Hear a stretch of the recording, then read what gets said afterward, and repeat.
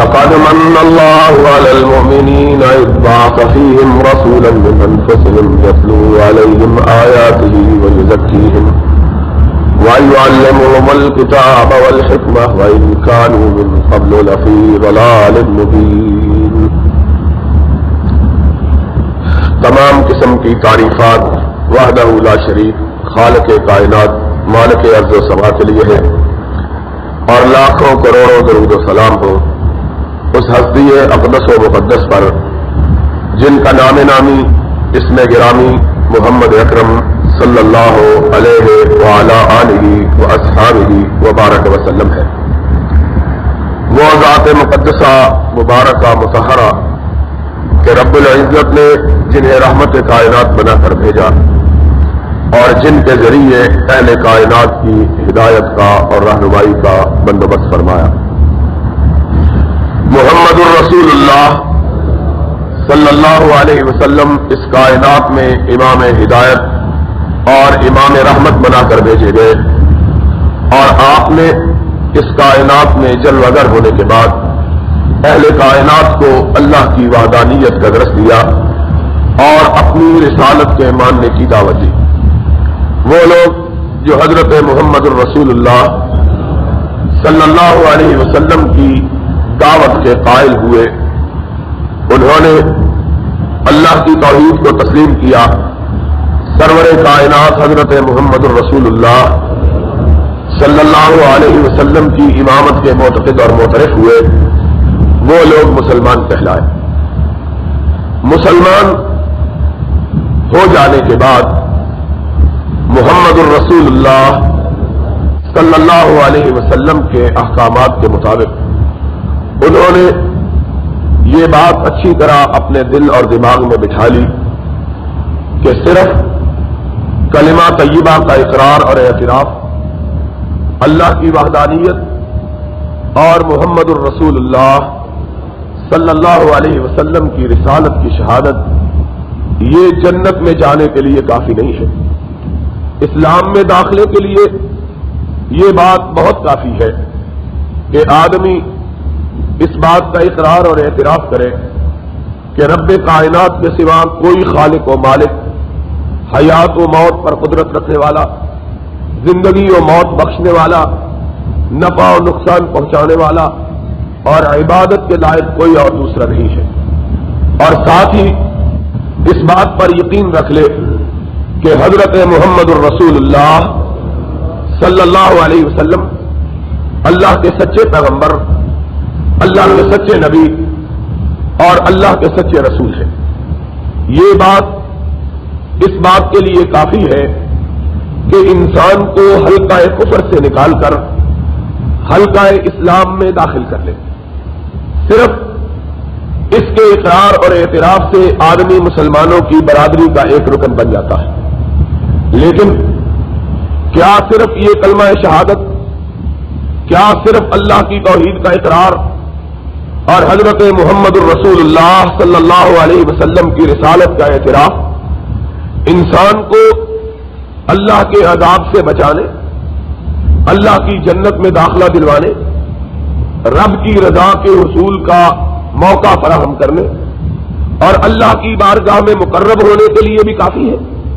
یہ بات کافی نہیں ہے، بلکہ انسان مسلمان ہو جانے اور مسلمان کہلا لینے کے باوجود اس وقت تک جنت کا وارث نہیں بن سکتا جب تک کہ وہ حضرت محمد الرسول اللہ صلی اللہ علیہ وسلم پر اترنے والی کتاب اور نبی پاک صلی اللہ علیہ وسلم کے قول فعل اور آپ کی تقریرات سے وجود پکڑنے والی سنت کی پیروی نہیں کرتا ہے.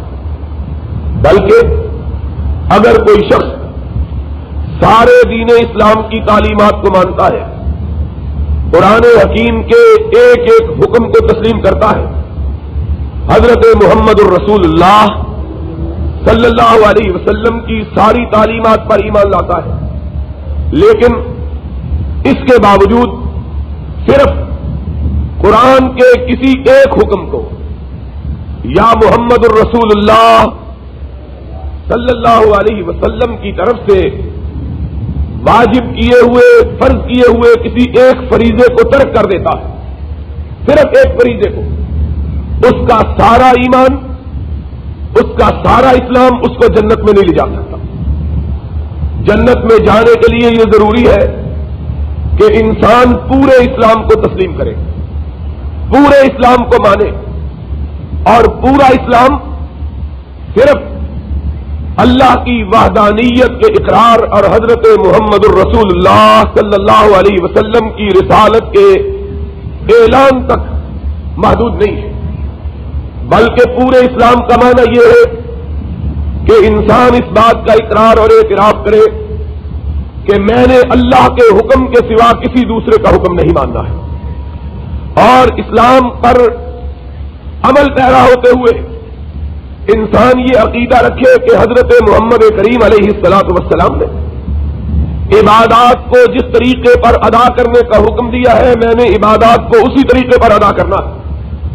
اگر ایک انسان اللہ کے حکم پر عبادت میں مشغول اور مصروف ہوتا ہے، اللہ کی عبادت کرتا ہے، نماز پڑھتا ہے، روزہ رکھتا ہے، زکوٰۃ دیتا ہے، حج کرتا ہے، لیکن ان ساری عبادات کی ادائیگی میں سرور کائنات علیہ الصلوۃ والسلام کی مخالفت کا طریقہ اختیار کرتا ہے، یا ایسا طرز اختیار کرتا ہے جو محمد الرسول اللہ صلی اللہ علیہ وسلم نے بیان نہیں کیا، ایسے آدمی کی بھی کوئی عبادت اللہ کی بارگاہ میں قابل قبول نہیں ہے۔ عبادات پر کاربند ہونے کے باوجود اللہ کی بارگاہ میں قبولیت کے لیے یہ بات ضروری ہے کہ انسان عبادت کو اس طریقے پر کرے جس طریقے پر حضرت محمد الرسول اللہ صلی اللہ علیہ وسلم نے عبادت کرنے کا حکم دیا۔ نماز اس طریقے پر پڑھے جس طریقے پر نبی مکرم علیہ الصلوۃ والسلام نے نماز پڑھی ہے۔ روزہ اس طرح رکھے جس طرح سرور گرامی علیہ الصلوۃ والسلام نے روزہ رکھا اور روزہ رکھنے کا حکم دیا ہے۔ حج اس طرح پر کرے جس طرح امام کائنات علیہ الصلوۃ والسلام نے حج کیا اور حج کا طریقہ سکھلایا ہے۔ زکوٰۃ اتنی ہی ادا کرے جتنی محمد الرسول اللہ صلی اللہ علیہ وسلم نے بتلائی ہے۔ یہ بات بڑی ضروری ہے کہ انسان ساری عبادتیں کرنے کے باوجود اس وقت تک رب کی رضا کو حاصل نہیں کر سکتا جب تک کہ عبادت اس طریقے پر نہ کی جائے جس طریقے پر حضرت محمد الرسول اللہ صلی اللہ علیہ وسلم نے عبادت کی ہے۔ تو پھر اگر ایک شخص عبادت ہی نہیں کرتا اور وہ سمجھتا ہے کہ اس کا اسلام اسے جہنم میں جانے سے بچا لے گا اور اسے جنت میں لے جائے گا، تو اس سے بڑی غلط فہمی کا شکار کون شخص ہے؟ اگر عبادت کرتا بھی ہے لیکن وہ طریقہ اختیار نہیں کرتا جو امام کائنات علیہ الصلوۃ والسلام نے اختیار کیا ہے، تب بھی انسان اللہ کی بارگاہ میں سرخرو نہیں ہو سکتا۔ اور اگر کوئی عبادت ہی نہیں کرتا پھر وہ رب کی بارگاہ میں قرب کیسے حاصل کر سکتا؟ اس لیے یہ بات ہمیں اچھی طرح اپنے ذہنوں میں بٹھا لینا چاہیے کہ کسی شخص کی کوئی عبادت اس وقت تک قابل قبول نہیں ہے جب تک کہ وہ اس طریقے پر اس عبادت کو ادا نہ کرے جس طریقے پر محمد الرسول اللہ صلی اللہ علیہ وسلم نے اسے ادا کیا یا اسے ادا کرنے کا حکم دیا۔ ایمان اور اسلام صرف زبان سے اقرار اعتراف اعلان اور اظہار کر لینے کا نام نہیں ہے، بلکہ اپنے عمل سے اس اعلان کی تائید کرنے کا نام ایمان اور اسلام ہے۔ اسی لیے ایمان کی جو تعریف علماء نے کی ہے وہ یہ ہے کہ ایمان صرف زبانی اقرار کا نام نہیں ہے، بلکہ ایمان اسے کہتے ہیں کہ زبان سے آدمی اقرار کرے، دل سے اسے تسلیم کرے، اپنے عمل سے اس کی تائید کرے۔ اگر زبان سے اقرار نہیں کرتا تو کافر ہے، اگر زبان سے اقرار کر کے دل سے تصدیق نہیں کرتا تو منافق ہے، اگر زبان سے اقرار کرتا ہے دل سے تصدیق کرتا ہے لیکن اپنے عمل سے اس کی تائید نہیں کرتا تو بے عمل ہے، جہنمی ہے۔ مومن صرف کہلانے کا حقدار وہ شخص ہے جس کے دل اور زبان میں کوئی فاصلہ نہ ہو اور عمل میں اور زبان میں کوئی اختلاف نہ ہو، اسے مومن کہا جاتا ہے۔ محمد الرسول اللہ صلی اللہ علیہ وسلم نے اپنے فرمان سے اس بات کی تصدیق کی ہے۔ آپ نے فرمایا کہ ہے مسلمانوں، جب تم اللہ کی راہ میں جہاد کے لیے اپنے گھروں سے نکلو اور دوسرے شہروں پر حملہ کے لیے جاؤ، کسی شہر میں ایسے وقت میں پہنچو جبکہ رات ہو چکی ہو، فوری طور پر حملہ نہ کرو بلکہ صبح تک انتظار کرو۔ اللہ کے رسول صبح تک انتظار کیوں کرے؟ فرمایا اس لیے کہ تمہیں پتہ چل جائے کہ یہ شہر یہ بستی مسلمانوں کی ہے کہ کافروں کی۔ اللہ کے رسول ہمیں اس بات کا علم کیسے ہو؟ آپ نے فرمایا صبح تک انتظار کرو، اگر نماز فجر کے لیے بستی میں اذان دی جائے تو سمجھو کہ مسلمانوں کی بستی ہے، اگر اس بستی میں اذان نہ ہو تو سمجھ لو کہ یہ بستی کافروں کی ہے۔ تو اللہ کے حبیب حضرت محمد الرسول اللہ صلی اللہ علیہ وسلم نے اسلام کے ثبوت کے لیے اذان کو لازمی قرار دیا ہے کہ اذان ایک عمل ہے جس عمل سے مسلمان یہ ثابت کرتا ہے کہ میں مسلمان ہوں۔ اور پھر اس سے بھی آگے آپ نے یہ بات ارشاد کی ہے، حدیث پاک میں آیا ہے، نبی محترم صلی اللہ علیہ وسلم نے فرمایا ہے، اپنی مسجد پاک میں بیٹھ کر، مدینہ طیبہ میں بیٹھ کر عشاء کی نماز سے آپ فارغ ہوئے، اپنے صحابہ کی طرف رخ کیا، ان کو مخاطب ہو کے کہنے لگے، میرے صحابہ، میرا جی چاہتا ہے کہ کل عشاء کی نماز کے وقت میں کسی اور شخص کو اپنے مصلے پہ کھڑا کروں، وہ شخص نماز پڑھائے اور میں مدینے کی گلیوں اور کوچوں میں گردش کروں اور دیکھوں کہ جو شخص اذان سننے کے بعد نماز عشاء کھڑی ہو جانے کے بعد پھر بھی مسجد میں آ کے نماز میں شریک نہیں ہوا، میں اس کے گھروں کو آگ لگا دوں اور بتلا دوں کہ یہ گھر مسلمانوں کا گھر نہیں ہے۔ محمد الرسول اللہ صلی اللہ علیہ وسلم اس فرمان کا معنی یہ ہے کہ مومن وہ ہے جو صرف زبان سے لا الہ الا اللہ کہہ کر محمد الرسول اللہ پکار کر پھر اپنے آپ کو مسلمان نہیں کہلاتا، بلکہ مومن وہ ہے جو زبان سے اسلام کا اقرار کرنے کے بعد دل سے تصدیق کر کے اپنے عمل سے اس کا ثبوت فراہم کرتا ہے۔ جس کے قول اور فعل، جس کی زبان کے اقرار اور عمل میں تضاد ہو، وہ سب کچھ ہو سکتا ہے، محمد کی امت میں سے نہیں ہو سکتا صلی اللہ علیہ وسلم۔ اس لیے ہمیں یہ بات اپنے ذہنوں میں بٹھا لینی چاہیے کہ ایمان کسے کہتے ہیں، اسلام کسے کہتے ہیں۔ ایمان اور اسلام صرف لا الہ الا اللہ محمد الرسول اللہ پڑھ لینے کا نام نہیں ہے۔ میں نے پہلے کہا ہے، صرف کلمہ پڑھنے سے آدمی کے نام کا اندراج مسلمانوں کے رجسٹر میں تو ہو جاتا ہے، لیکن قیامت کے دن اللہ اس سے محمد کی امت کا سا سلوک نہیں کرے گا۔ سلوک اس سے کیا جائے گا جس شخص نے پورے اسلام کو اختیار کیا، اپنے دل میں اپنی زبان میں کوئی فرق روا نہیں رکھا اور اپنے عمل سے اپنے اسلام کا ثبوت فراہم کیا. ساتھ ہی ساتھ یہ بات بھی سمجھ لینے کی ہے کہ اسلام صرف عبادات کا مذہب نہیں ہے. بعض لوگوں نے یہ سمجھ رکھا ہے کہ 5 وقتہ نماز ادا کر دی جائے, اللہ کی توحید کا اقرار کر لیا جائے, سرور کائنات کو نبی اور رسول مان لیا جائے, پھر سال کے بعد زکات دے دی جائے, اگر توفیق ہو تو حج کر لیا جائے, سال کے بعد 1 مہینے کے روزے رکھ لیے جائے, باقی جو جی چاہے انسان کرے اس پر کوئی روک ٹوک نہیں ہے. اور اسلام صرف انہی 5 چیزوں کا نام ہے. اسے یہ بات اچھی طرح ذہن میں بٹھا لینی چاہیے کہ اسلام واقعی ان 5 چیزوں کا نام ہے.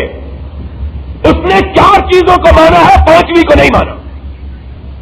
4 چیزیں نماز اس نے مانی ہے, روزہ اس نے مانا ہے, حج اس نے تسلیم کیا ہے, زکات کا اس نے اقرار کیا ہے, لیکن پہلی چیز کو اس نے تسلیم نہیں کیا.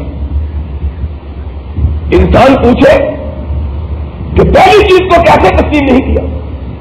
جب وہ نماز پڑھتا ہے, روزہ رکھتا ہے, حج کرتا ہے, زکات دیتا ہے, تو اس نے پہلی چیز کو قبول کر کے یہ تو سب کچھ کیا نہیں.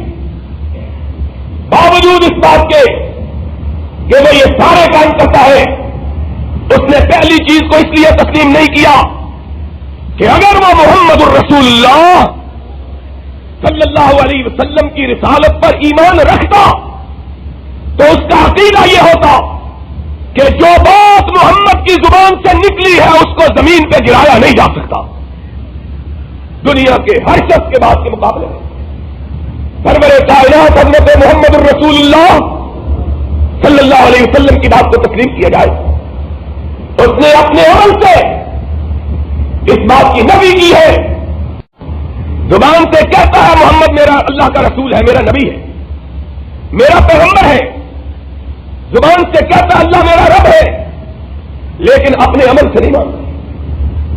اگر مانتا ہوتا تو پھر کھانے پینے میں بھی محمد کو اپنا رہنما مانتا, پھر تجارت میں بھی محمد کو اپنا رہنما مانتا, پھر عدل و انصاف میں بھی محمد کو اپنا قائد تسلیم کرتا, پھر سیاست میں بھی نبی پاک صلی اللہ علیہ وسلم کو اپنا راہبر سمجھتا, پھر معاش میں بھی نبی کائنات علیہ الصلوۃ والسلام سے رہنمائی لیتا.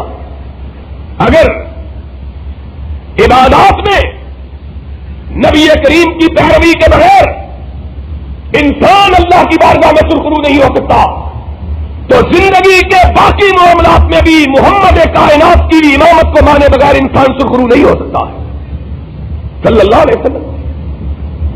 آدمی نماز پڑھے, روزہ رکھے, حج کرے, زکات دے, حرام کھانے سے اجتناب نہ کرے,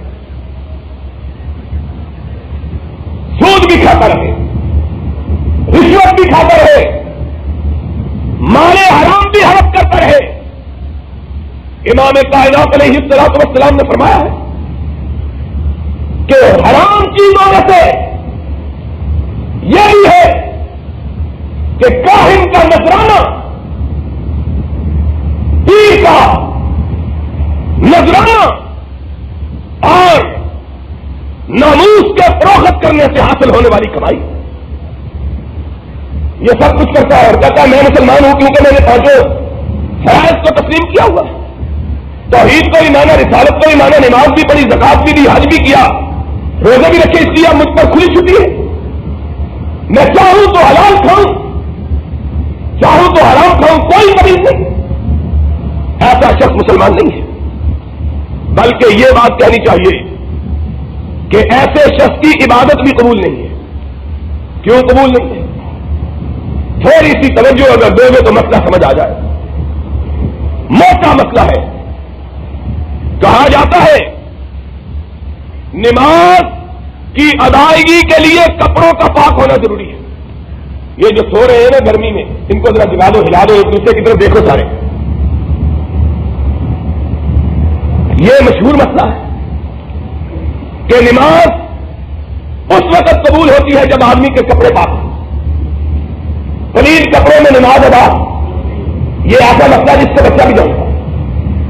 اسی طرح حج کے لیے ضروری ہے کہ آدمی پاک صاف چادریں پہنے ہوئے. اگر پلید چادروں کا احرام باندھے ہوئے تو حج ادا، اگر پیشاب میں بھیگے ہوئے کپڑے پہن کے آ جائے تو نماز ادا.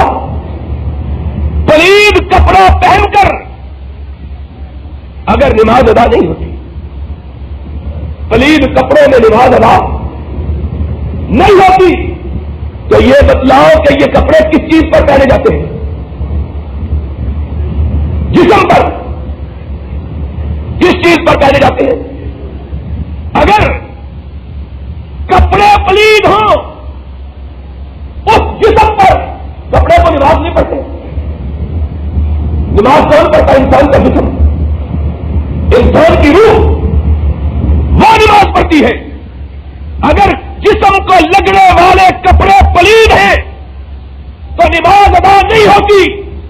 اگر جسم پلید ہے تو نماز کیسے ادا ہو جائے گی؟ کبھی ہم نے سوچا ہی نہیں. مولوی کے مسئلوں کا سارا محور خارجی چیزوں پر ہے، ظاہر پر ہے، باطن کی طرف کوئی نگاہ نہیں اٹھاتا. اور جسم کو لگنے والے کپڑے پلید، چادریں پلید ہیں تو حج ادا نہیں ہوتا. اگر یہ سارا جسم حرام کا مال لے کر کھا کر گیا ہے، اس حرام سے کھا کر پلنے والا جسم، اس حرام کو پی کر پلنے والا جسم اگر اللہ کے گھر کا طواف کرتا ہے تو اس کا طواف اللہ کی بارگاہ میں کیسے قبول ہو جائے گا؟ پھر یہ بھی موٹا مسئلہ ہے کہ اگر جسم کے کسی حصے پر غلاظت لگی ہوئی ہو تو عبادت قبول؟ کتنے تعجب کی بات ہے کہ جسم پر تھوڑی سی غلاظت اگر 4 قطرے پیشاب اور پیخانے کے لگ جائیں، نجاست کے لگ جائیں، تو اللہ کی بارگاہ میں اس کی عبادت قبول نہ ہو اور پورا جسم نجاست میں لسڑا ہوا ہو، پھر کہیں کہ عبادت قبول ہو جائے گی؟ کیسے قبول ہو؟ ادخلوا فی السلم کافہ ولا تتبعوا خطوات الشیطان انہ لکم عدو مبین. اسلام قبول کرنا ہے تو پورا کرو، آدھے اسلام کا تمہیں کوئی فائدہ نہیں ہے. ظاہری اسلام، کپڑوں کے پاس کرنے والا اسلام، جسم پلید، سارا جسم نجس. کس طرح؟ امام مالک سے مروی ہے، انہوں نے کہا ہے کہ اگر کوئی شخص شراب کا ایک قطرہ پی لیتا ہے، فرمایا 40 دن تک اللہ اس کی نماز کو قبول نہیں کرتا ہے، کیونکہ اس کا جسم پلید ہو گیا ہے. جسم پلید ہے، عبادت کس طرح قبول ہوگی؟ اور پھر جسم سے بھی زیادہ اگر انسان کی روح ہی ناپاک ہے، تیرا دل تو ہے صنم آسنا، تجھے کیا ملے گا نماز؟ اس کو نماز سے کیا فائدہ؟ ظاہری طور پر یہ نماز پڑھ رہا. یہی بات حضرت محمد الرسول اللہ صلی اللہ علیہ وسلم نے روزے دار کے بارے میں فرمائی ہے. فرمایا من لم یدع قول الزور والعمل به فلیس للہ ان یدع طعامہ وشرابہ. لوگوں سمجھتے ہو کہ روزہ رکھ کے انسان گناہوں سے پاک ہو جاتا ہے، جنت میں چلا جاتا ہے؟ فرمایا ہاں، روزہ رکھ کے پاک ہو جاتا ہے، جنت میں چلا جاتا ہے، لیکن وہ شخص جس کا روزہ قبول ہوا ہے، وہ شخص جس کا روزہ، روزے دار روزہ رکھ کے جنت میں نہیں جاتا، بلکہ وہ روزے دار جنت میں جاتا ہے جس کے روزے کو رب نے، اور قبول کس کا ہوتا ہے؟ جس کا جسم پاک ہے، جس کی روح پاک ہے. نماز کس کی قبول ہوتی ہے؟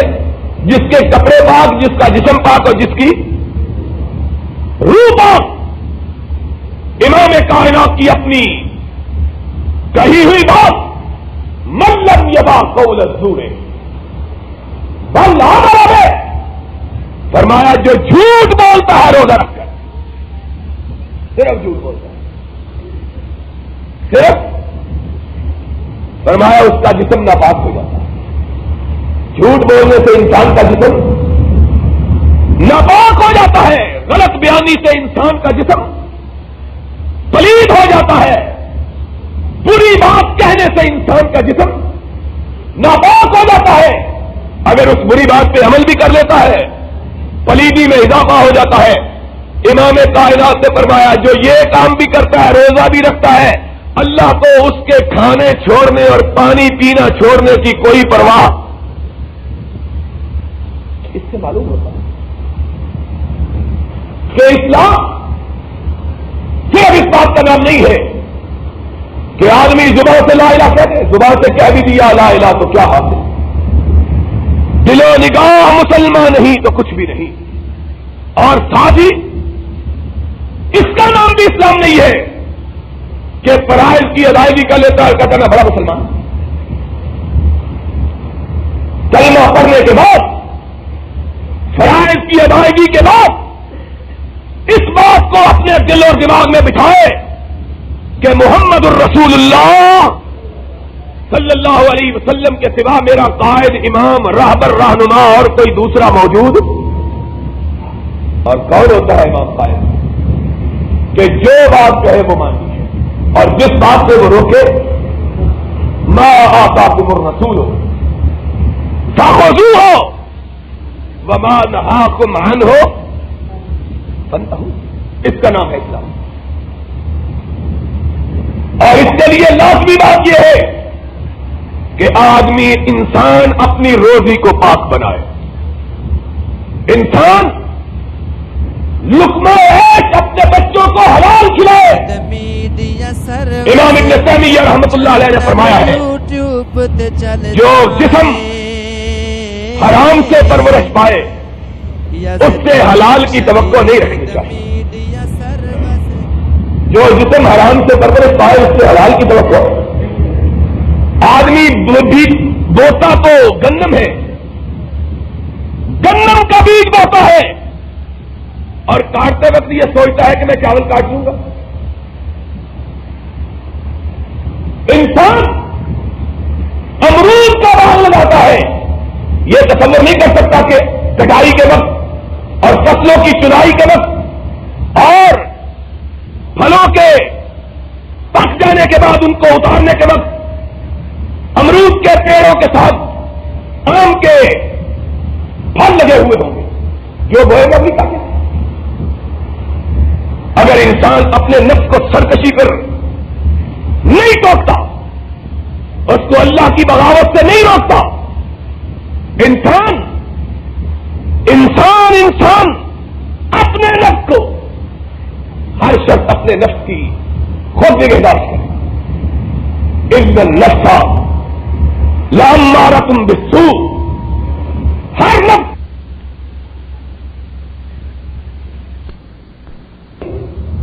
نہیں بھٹکنے دینا۔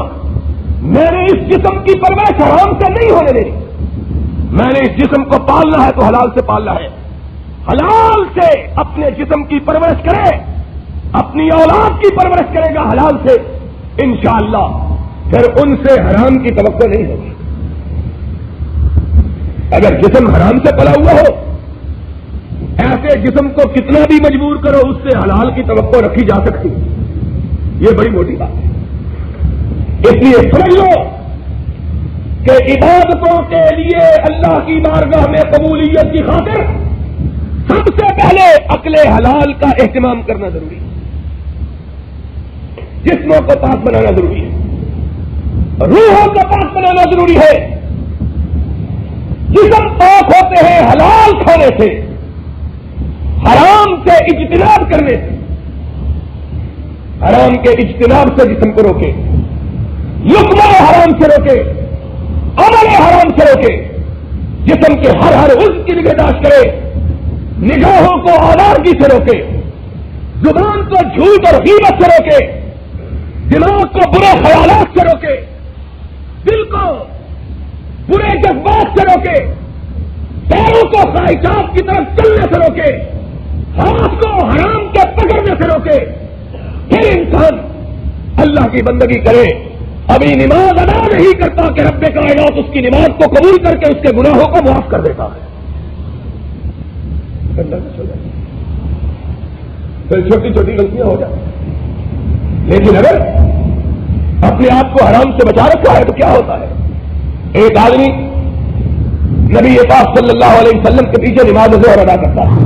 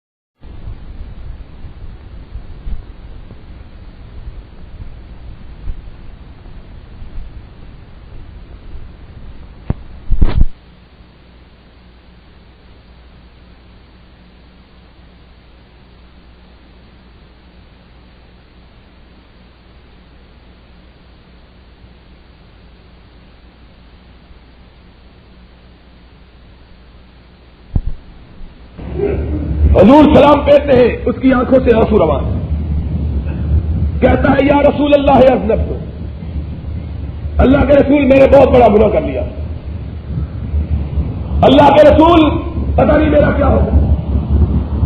آپ نے فرمایا کہ کبیرے کا ارتکاب تو نہیں کیا؟ اس نے کہا نہیں اللہ کے رسول، اس سے کم کم گناہ ہو گیا۔ آپ نے فرمایا وضو کر کے نماز پڑھی ہے؟ اس نے کہا اللہ کے رسول وضو بھی اسی طرح کیا جس طرح آپ نے کہا، نماز بھی اسی طرح پڑھی ہے جس طرح آپ نے پڑھا، آپ کے پیچھے نماز ادا کی ہے۔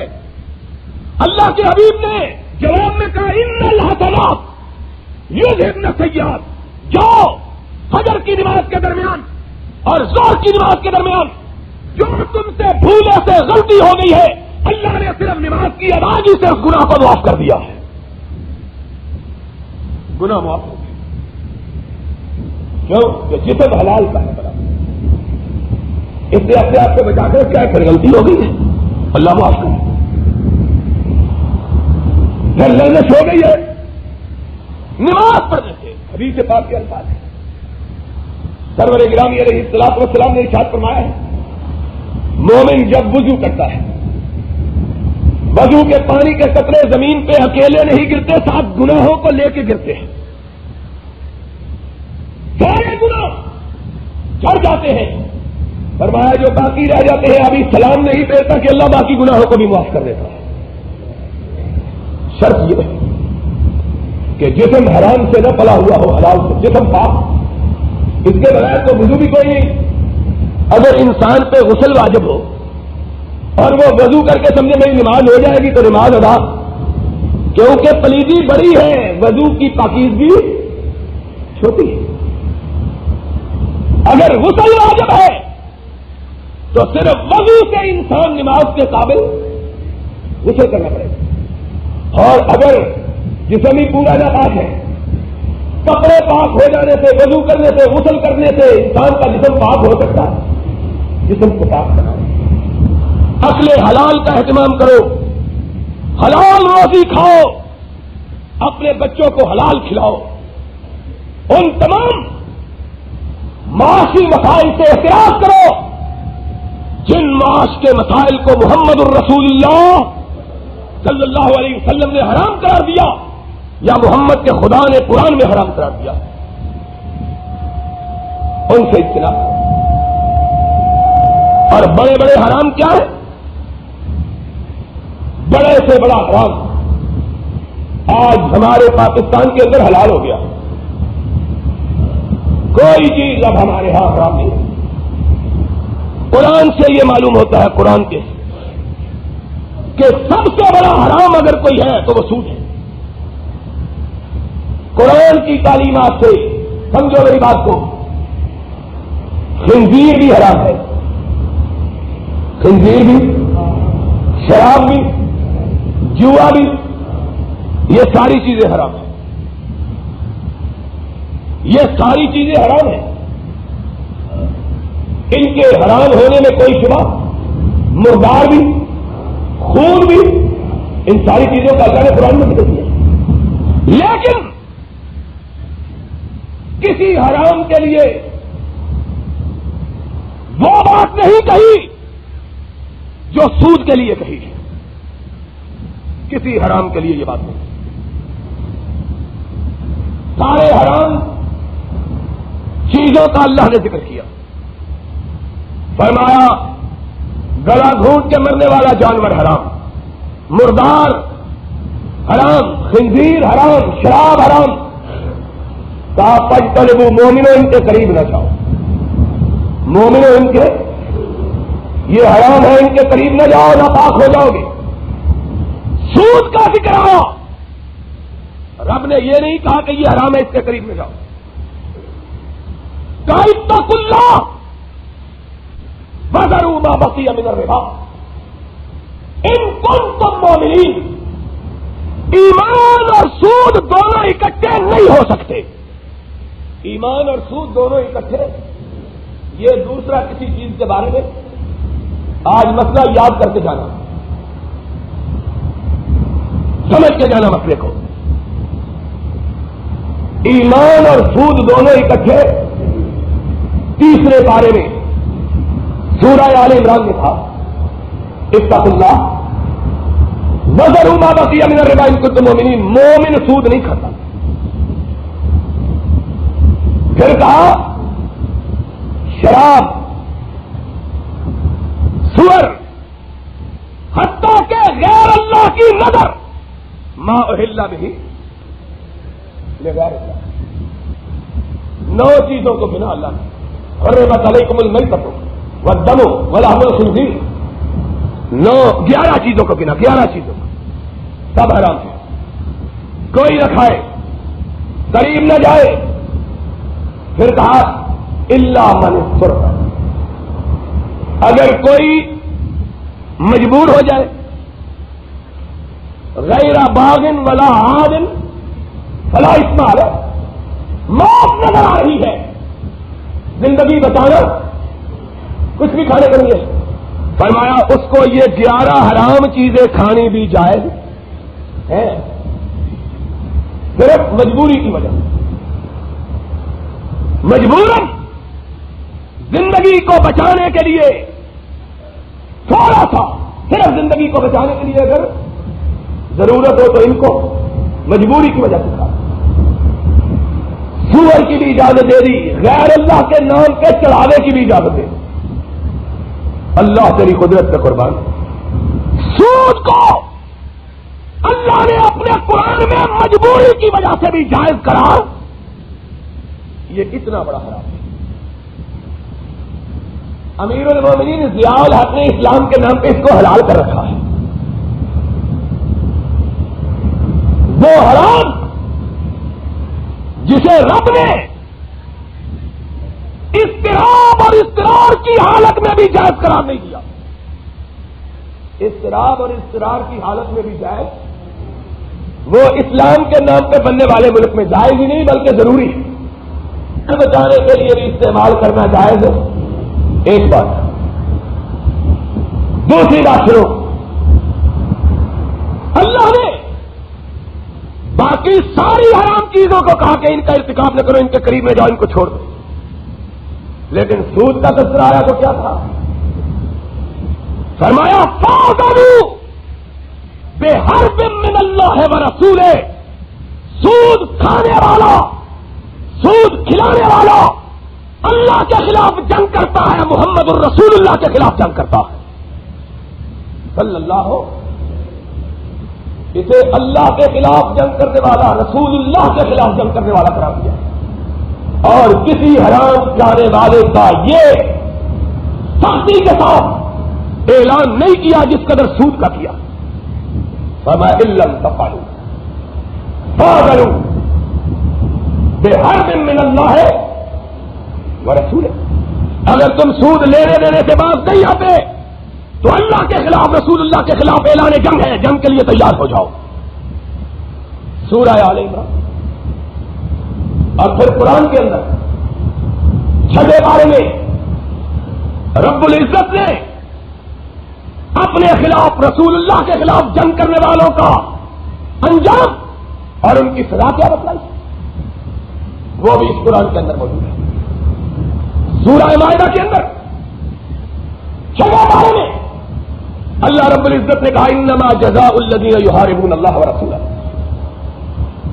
وَيَسْعَوْنَ فِي الْأَرْضِ فَسَادًا أَن يُقَتَّلُوا أَوْ يُصَلَّبُوا أَوْ تُقَطَّعَ أَيْدِيهِمْ وَأَرْجُلُهُم مِّنْ خِلَافٍ أَوْ يُنفَوْا مِنَ الْأَرْضِ ذَلِكَ لَهُمْ خِزْيٌ فِي الدُّنْيَا وَلَهُمْ فِي الْآخِرَةِ عَذَابٌ عَظِيمٌ. اللہ رسول کے خلاف جنگ کرنے والوں کا انجام یہ ہے, ان کی سزا یہ ہے, ان کو ٹکڑے ٹکڑے کر دیے جائیں, ان کے ہاتھ کاٹ دیے جائیں, ان کے پاؤں کاٹ دیے جائیں اور اسلامی سلطنت سے ان کو نکال کر باہر پھینک دیا جائے. یہ سزا ہے اللہ رسول کے خلاف جنگ کرنا. مومنوں, آج ہمارے معاشرے کے اندر سود اس طرح رچ اور بس گیا ہے کہ ہماری معیشت کا ایک حصہ بن گیا. مومن وہ ہے, مسلمان وہ ہے جو مر جانا گوارا کر لیتا ہے, اپنی اولاد کو حرام کھلانا اور خود کھانا گوارا سود کے قریب نہیں تھا. اور بدقسمتی کی بات یہ ہے کہ سود لیتے دیتے خوشحال لوگ ہیں, مرنے والا کوئی نہیں لیتا. اللہ کو بھی پتا, اللہ کو بھی اس بات کا علم تھا کہ مردار غریب آدمی مر رہا ہو اس کے لیے مردار حلال, کیونکہ غریب مجبور ہوتا ہے. لیکن سود کو مجبوراً بھی اس لیے حلال نہیں کیا, اس لیے کہ کوئی غریب سود لینے پر کبھی مجبور ہوتا ہی نہیں. سود لیتا ہی وہ ہے, سود دیتا ہی وہ ہے جو خوشحال ہوتا ہے, جس کے اندر ہوش ہوتی ہے مال کے جمع کرنے کی, لالچ سے جس کی آنکھوں کو اندھا کیا ہوا ہوتا ہے, حوث سے جس کی آنکھوں پہ پٹی باندھی ہوئی ہوتی ہے, دنیا کی ہرس سے جس کو بولا بنایا ہوا ہوتا ہے, سود لین دین کا کام وہی کرتا ہے. ایک کارخانہ ہے, دل کے اندر حوثہ دو ہو جائیں. ایک فیکٹری ہے, دل کے اندر خواہشہ دو ہو جائیں. ایک زمین کا ٹکڑا ہے, چاہتا ہے دو ہو جائیں. فرمایا اے میرے حبیب صلی اللہ علیہ وسلم, بنی آدم کو کہہ دو کہ تمہاری ہوس کی آنکھ کو صرف قبر کی مٹی ہی پر کر سکتی ہے اور کوئی پر نہیں. حرام سے کبھی ہوس کی آگ بجھتی نہیں. اس لیے دوستو, اس بات کا خیال رکھو, اسلام اس بندے کا نہیں ہے جو بڑا نمازی, حاجی, روزہ رکھنے والا, زکات دینے والا, بلکہ اسلام اس بندے کا ہے جو حرام کھانے سے, حرام کھلانے سے, حرام اپنے بچوں کو حرام سے پرورش کرنے سے اجتناب کرتا ہے. اور سب سے بڑا حرام کیا ہے؟ سود. اس کے بعد سب سے بڑا حرام لوگوں کا حق مارنا. اس کے بعد سب سے بڑا حرام لوگوں کا حق مارنا. انشاءاللہ العزیز اگلے خطبہ جمعہ میں یہ بتلایا جائے گا کہ محمد الرسول اللہ صلی اللہ علیہ وسلم نے اپنے فرمان میں اور رب کائنات نے اپنے قرآن میں کس طرح مومنوں کو عقل حلال کی تلقین کی, اور کون کون سی تجارت کی قسمیں ہیں جو حرام ہیں, جن کو لوگوں نے تجارت سمجھا ہوا ہے, حقیقت میں حرام ہے. مومن وہی ہے, نماز اسی کی ہے, رمضان کا مہینہ برکتوں والا آ رہا ہے, روزے اسی کے اللہ کی بارگاہ میں قبول ہوں گے جس نے پہلے اپنے جسم کو پاک بنایا. جس کا جسم ناپاک ہے اور حرام کے لقمے سے کھانے والے کا جسم کبھی بھی پاک ہو سکتا, اس کی مثال کیا ہے؟ اس کی مثال یہ ہے کہ ایک کنویں میں کتا گر جاتا ہے. ایک کنویں میں مولوی سے جاتے مسئلہ پوچھتے, مولوی جی کنویں میں کتا گر گیا, پاک کیسے کریں؟ مولوی فقہ کی کتاب نکالتا کہتا ہے 250 بوکے نکالو.